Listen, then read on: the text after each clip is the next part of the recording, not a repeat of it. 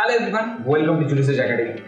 Today we are going to talk about the mushrooming of pharmacy institutions and whether the mushrooming of pharmacy institution is at par with the law or not. So let's get into the details of this particular topic.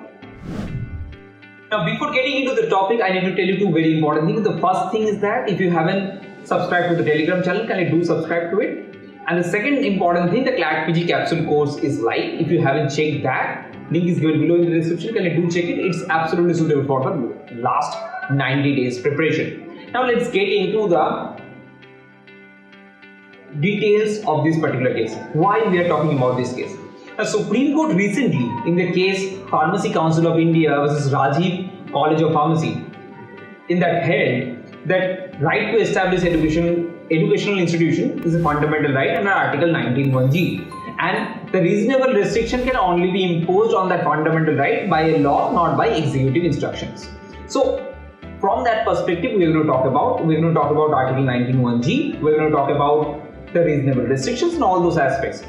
To understand this particular case, let's get into the facts of the case, which is very, very fundamental to understand this case.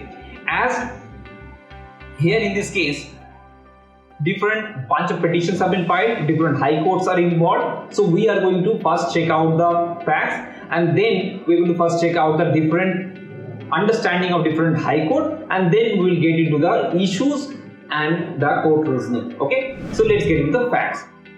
2019 में Pharmacy Council of India has resolved to put a moratorium on opening up new pharmacy colleges for another 5 years from the academic session 2020 and 2021. Now, उसके 6 महीने बाद उसी साल उस moratorium में कुछ modifications लाया गया, कुछ इंस्टीट्यूशन को एग्जेम्प्ट किया गया, like government institutions, like institutions from the northeastern area and the institutions from those states जहां पर basically 50 के नीचे pharmacy colleges है. So these three kinds of institutions were exempted. Other than that, the moratorium is going to ban or opening on any new pharmacy colleges. That was the main contentious fact. Now other than that, what this resolution talked about, उस resolution में ये बताया गया कि जो previously approved pharmacy colleges है वो ज्यादा से ज्यादा स्टूडेंट इंटेक कर सकते हैं for the coming academic year. Now against this particular moratorium and which has been passed by the resolution, which has been challenged in various high courts, Delhi High Court, Chhattisgarh High Court, Bombay High Court, Karnataka High Court. Now we are going to now get into the understanding of different high court. Now out of this 4 high court that I have just mentioned, उसमें से तीनों high court का जो understanding था, those are on the similar line. But बाकी एक high court, which is Bombay High Court, has given a different judgment altogether. So let's find out what these 3 high courts have talked about on this particular issue. When this issue came to these high courts, Delhi High Court, Karnataka High Court and Chhattisgarh High Court, they talked about no, the moratorium that has been put on a ban on this new pharmacy college opening, this is not at par with the law. And they said right to establish educational institution is a fundamental right under Article 19(1)(g), which is no problem at all. But the reasonable restriction can only be imposed by a law, not by executive instruction. So that's what their understandings were. Other than that, they said the exemptions of different institutions, like where the 50 institution cap hasn't been filled up, that classification is also discriminatory in nature, and that's why this particular moratorium / resolution is violative of Article 14 as well. So that's what the 3 high court have said on this particular issue. Whereas the Bombay High Court upheld the moratorium. It said it's absolutely fine. Under Article 19(1)(g), the reasonable restrictions have been imposed, so there is no problem with it. And it's for the general public interest. It has been done because the mushrooming of pharmacy colleges creating a lot of problem for the general public interest, which is not able to provide the quality education.